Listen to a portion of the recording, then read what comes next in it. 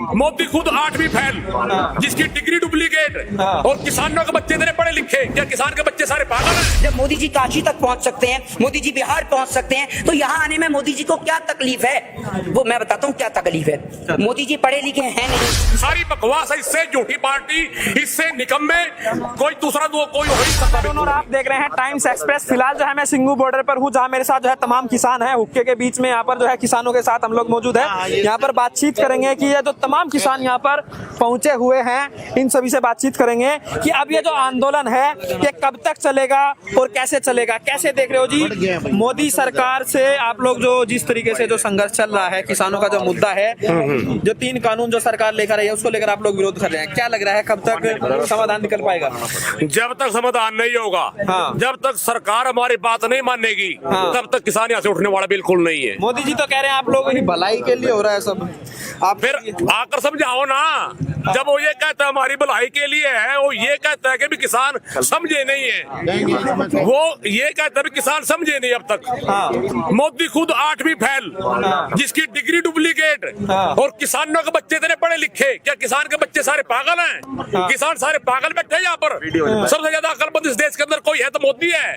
वो समझाया कर लोगों को। सरकार के लोग कह रहे हैं कि जो विपक्ष है वो भड़का रहा है किसानों। सब बकवास है। कभी कहते विपक्ष कांग्रेस आ रहे हैं, कभी कहते खालिस्तानी आ रहे हैं। सारी बकवास है, इससे झूठी पार्टी, इससे निकम्मे, कोई दूसरा कोई हो ही नहीं सकता बिल्कुल भी। इन्होंने खाली बकवास कर ली और कुछ नहीं है। लगातार मोदी जी दावा करते हैं किसानों के हक में, क्या लग रहा है कितना काम हुआ? कुछ पिछले 5-6 सालों में वो कह रहे हैं कि भाई 2022 तक इनकम। मैं आपको बताना चाहूंगा, जब 2014 में सबसे पहले मुख्य प्रधानमंत्री जी बने, इन्होंने सबसे पहले किसान के ऊपर कुठाराघात जो किया। पहले क्या था, कोई भी सरकार थी, स्टेट की सरकार या सेंटर की सरकार, किसान को फसल के ऊपर बोनस देती थी। इसने सबसे पहले बोनस के ऊपर कलम चलाई कि कोई भी स्टेट सरकार अगर बोनस देगा तो अपने दम पर देगा, वो खत्म किया। फिर दूसरा गंदा कानून लेकर आया ये भूमि अधिग्रहण का, वो किसानों के लिए बहुत घातक था। किसानों ने आंदोलन किया और उस कानून को चलने नहीं दिया। और तीसरा अब ये कानून लेकर आया, ये खाली किसान को बर्बाद करने के लिए पार्टी बनी है और कुछ नहीं है। ये भी कहा जा रहा है जो सरकार है बड़ी मजबूत सरकार है, अगर जो सरकार के जो लोग हैं, जो घटक दल है, अगर वो पीछे हट जाए, समर्थन वापस ले ले, उसका भी कोई दबाव नहीं मानते। शिरोमणि अकाली दल जो है पीछे हट गई तो सरकार ने बोला कोई बात नहीं, जाइए आप। उधर जो है हनुमान बेनीवाल जो राजस्थान से जो है किसान नेता है, अब वो कह रहे हैं भाई अगर आप वापिस नहीं लेंगे तो हम पीछे हट जाएंगे। तो क्या लग रहा है सरकार पर तो कोई असर ही नहीं पड़ता अगर उनके साथी जो है किसान से मजबूत इस देश का अगर जो कुछ आधार है तो किसान है। ये राजनीतिक पार्टी नहीं है, सारी अस्थायी है। ये क्या करेगा? ये सिर्फ 5 साल का राज है इसका। दोबारा फिर लोगों के बीच में आना पड़ेगा, इन किसानों के बीच में आना पड़ेगा। किसानों के बगैर इसके पल्ला है क्या? क्या करेगा ये? इस देश का जो असली मालिक है वो किसान है। अगर किसान उखड़ गया तो इसकी जड़ खत्म है, कुछ नहीं है इसके पास। क्या कहेंगे जी आप लोग? ये किसान टूटने वाला नहीं है, क्योंकि ये बड़ी मजबूती से अपने हक की लड़ाई के लिए आया है। और सरकार बहरी, गूंगी और नकम्मी सरकार है जो इस किसान की आवाज नहीं सुन रही, जो हर तरह से पेट भर रहा है, दूसरे को खिला के अपने पेट में डाल रहा है। और आज इनके रोड पे कपड़े सुखवा दिए तो इनके बीजेपी वाले के भी कपड़े रोड पे सूख जाएंगे। चंद दिन है ये गिने चुने। और सभी शरारती तत्वों से भाई सावधान रहना। और जय किसान और जय जवान। ये भी कहा जा रहा है कि जो रोड जो ब्लॉक किया जा रहा है इससे काफी दिक्कत हो रही है। एक मैदान जो है बुराड़ी के अंदर दिया जा रहा है, उसमें आप लोग पहुंच जाइए और फिर बात करेंगे। जब दिक्कत है तो सरकार बीच में क्यों नहीं आती? जल्दी समाधान करे, लोग अपने घर चले जाएंगे। किसी को भी यहाँ बैठने का शौक नहीं है।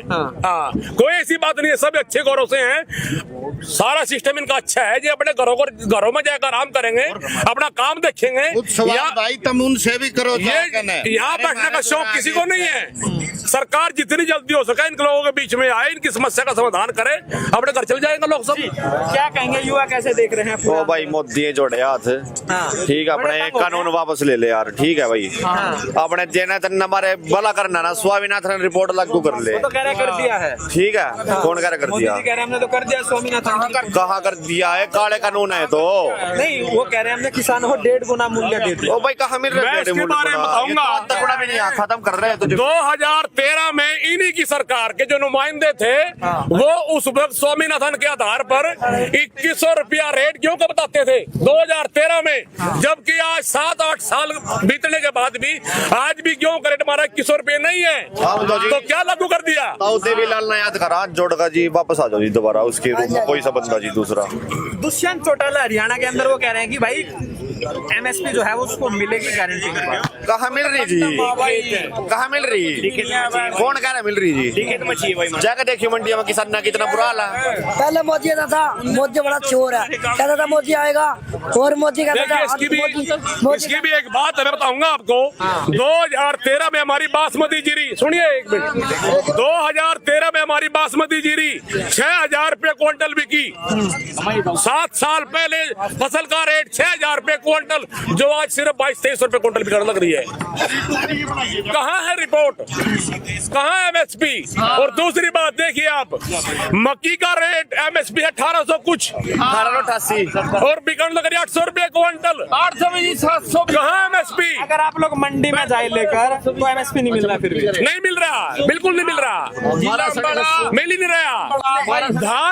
धान की फसल के अंदर भी उसकी नमी का नाम लेकर उसके रेट काटे जा रहे हैं। भारतीय जनता पार्टी मोदी जी को समझाने में लग रहे हैं तमाम तरीके के लोग कि मोदी जी आप इस्तीफा दे दीजिए। और एक बात मुझे बताइए, भड़काया जाएगा तो 1 लोगों को, 2 को, 3 को, 10 को, 20 को, 50 को या 100 को, इतना सारा किसान जो यूपी का भी है, जहाँ पर ढोंगीनाथ मुख्यमंत्री है वहाँ का भी किसान है, खट्टर का भी किसान है, पंजाब से भी किसान है, तमाम तरीके के देश का हर एक व्यक्ति जिसका घर चलता है खेती से, वो हर एक व्यक्ति यहाँ पर मौजूद है। आप एक बात मुझे बताइए, नरेंद्र मोदी जी जब इस देश के किसान से बात करने में क्या दिक्कत है? जब मोदी जी काशी तक पहुंच सकते हैं, मोदी जी बिहार पहुंच सकते हैं, तो यहाँ आने में मोदी जी को क्या तकलीफ है?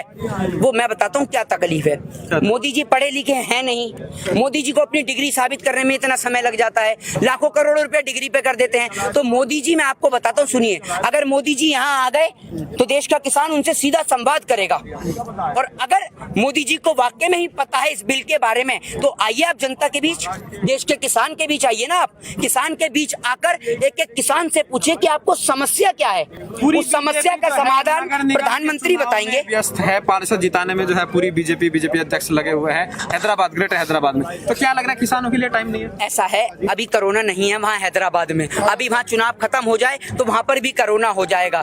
जो व्यक्ति देश के किसानों को छोड़कर वहाँ हैदराबाद में निगम के चुनाव में अपने पार्षदों को, अपने विधायकों को जिताने के लिए वहां पहुंच सकता है, आप सोच सकते हैं वो व्यक्ति कितना नीच निर्लज्ज आदमी है कि देश का किसान, देश का अन्नदाता, जो देश का ही नहीं विदेशों तक का पेट भरता है, आज वो परेशान है और उससे मिलने के लिए प्रधानमंत्री मोदी के पास समय नहीं है। एक बात बताइए, प्रधानमंत्री जी तो और देश का हर एक व्यक्ति, भारतीय जनता पार्टी का हर एक नेता, चाहे वो जेपी नड्डा हो, चाहे प्रधानमंत्री नरेंद्र मोदी हो, चाहे फिर राष्ट्रपति हो, या भारतीय जनता पार्टी और आरएसएस के निक्करधारी लोग हो, हर एक व्यक्ति दिल्ली में रहता है और दिल्ली के बॉर्डर पे किसान जमा है। आप देश के किसानों से सीधा संवाद करिए ना, क्यों नहीं करते आप देश के किसानों से संवाद? अगर आज चुनाव होता तो आप घर घर पहुंच जाते हैं, आपका तड़ीपार गृह मंत्री घर घर जाके पर्चे बांटता है, लेकिन जब किसानों से बात करने की बात आती है तो आप नहीं करते हैं। अब जो है सर्दी लगातार बढ़ती जा रही है, किसान जो है सड़कों पर है, क्या लग रहा है कब तक ही मामला सुलझेगा? आप एक बात मुझे बताइए, आप कहाँ से आए हैं? आप यहाँ से, आप एक बात मुझे बताइए, आप भारत में रहते हैं नहीं रहते हैं? रहते हैं ना भारत में, तो आप एक बात मुझे बताइए, छठा दिन कैसे है? आप जानते हैं पिछले 26 तारीख नहीं जो किसान यहाँ पहुंचे, यहाँ की बात कर रहा हूँ मैं, यहाँ की बात नहीं, देखिए सुनिए मेरी बात सुनिए, आप इस तरीके से एक आंदोलन को एक्सपोज नहीं कर सकते। ये आंदोलन एक बहुत लंबे समय से चल रहा है, जिस समय बिहार का चुनाव था और इस देश की दलाल मीडिया और पत्तल चाट पत्रकार, अरे सुन लीजिए, 26-27 तारीख की कॉल दी गई थी, उसके बारे में मैं आपको बता रहा हूँ। देखिए वो बात आपकी ठीक है, लेकिन मैं आपको बताऊं कि इस देश का किसान रेल की पटरियों पर भी बैठा है, रेल की पटरियों से लेकर तमाम जगह धरना भी उसने दिया है, लेकिन इस देश की मजबूरी है कि इस देश के अंदर सुशांत सिंह राजपूत को कवरेज मिल जाती है लेकिन देश के किसान को कवरेज नहीं मिलती है। उसका कारण ये है कि सारे के सारे चैनल भारतीय जनता पार्टी के हैं, भारतीय जनता पार्टी के अंबानी के हैं, अडानी के हैं और जिनकी दलाली देश के प्रधानमंत्री नरेंद्र दामोदर दास मोदी जी करते हैं। आप मुझे एक बताइए, हर एक आज पत्रकार को जल्दी है क्रिकेट कंट्रोल बोर्ड में मेंबर बनने की, चाहे फिर वो रजत शर्मा हो, चाहे फिर वो आपका सुभाष चंद्रा हो, भारतीय जनता पार्टी के राज्यसभा सांसद, हर एक पत्रकार को आज बोर्ड में मेंबर बनना है। पर ये बताइए क्या लग रहा है कब तक ये जो है मामला सुलझ पाएगा? देखिए, अगर देश के किसान को इंसाफ नहीं मिलेगा तो निश्चित तौर पर ये देश का किसान बैठा रहेगा। और आप इस देश की विडंबना देखिए कि जिसका पिता यहाँ किसान आंदोलन में है उसी से, मतलब आप एक बेटे से उसके पिता पर लाठीचार्ज करवा रहे हैं। दोनों ही देश के लिए जवान हैं, दोनों ही सरहद की हिफाजत करते हैं। एक सरहद की हिफाजत करता है और दूसरा लोगों का पेट भरता है। तो मेरी नजर में तो दोनों ही देश के जवान हैं। मैं कहना चाहता हूँ आज उन्होंने मन की बात में कहा है, मन की बात में उन्होंने कहा है कि ये विरोधी धड़े किसानों को गुमराह कर रही है। मैं मोदी जी को इस माध्यम से बतौर किसान कहना चाहता हूँ, मैं अपने किसानों की बात, मेरे मन की बात, मैं अपने बच्चों को छोड़ के, अपनी फसल छोड़ के और अपने पशुओं को छोड़ के पंजाब में आया हूँ। दुर्भाग्य की बात क्या है, एक छोटा बच्चा जो 11 साल का था तालीम में आ रहा था, इन दुष्टों ने जो देश की पुलिस होती है, रक्षा के लिए होती है, उस बच्चे को बेहोश कर दिया। उस ट्राली के अंदर वो विस्फोटक बम कर दिया, उसको होश नहीं आया, सांस बंद हो गया। क्या ये हमारे बच्चों को मारने के लिए? देखो इस मोदी जी आपका तन मन और धन किसको बेचा हुआ? आपने बेचा अडानी और अबानी को। आपका कोई मन नहीं है, आप गुलाम हो। जो अबानी की मन की बात है वो आप करते हो, वैसे कानून हमारे बताते हो। जब तक चाहे कोई भी मूल्य हमें उतारना पड़ा, जब तक 3 काले कानून वापस नहीं हो जाते, किसान जत्थियों के पीछे हम मोटे से मोटा पूरे राष्ट्र के किसान हमारे इस आंदोलन को पथवाद से ना जोड़ो, अतवाद से ना जोड़ो, खालिस्तान से ना जोड़ो। ये नरोल राष्ट्र के किसानों का आंदोलन है, हम हक लेके जाएंगे। जिन लोगों ने बच्चों को मारा जी बम से, क्या वो अतवादी नहीं पुलिस वाला? देश की नागरिक की सुरक्षा के पुलिस बनी हुई है, आर्मी बनी हुई है। मैं आर्मी में रहा हूँ, हमें सुरक्षा करनी है हमारे देशवासियों की। जो पुलिस है इनकी सुरक्षा करिए, हम गुमराह नहीं होते। हमारे को एक रास्ता दे दो मोदी जी, आपके घर के आने के लिए रास्ता दे दे, उसके बाद संवाद करके हम वापस करवा के अपना रास्ता ले लेंगे। सरकार कह रही है आप जो है बुराड़ी का मैदान है, वहाँ पर आप सभी लोग इकट्ठा हो। वहाँ पर नहीं जाएंगे।